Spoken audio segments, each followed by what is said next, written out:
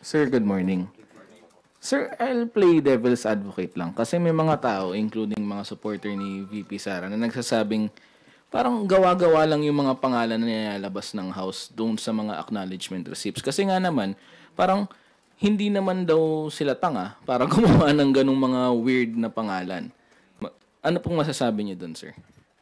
Well, sabi ko nga, sa briefings, sa hearings, wala naman pong napaliwanag, wala naman pong maayos na pagsagot kasi nga parang evasive sila sa issues na yun eh. So, meron pong procedure dyan, meron pong guidelines dyan.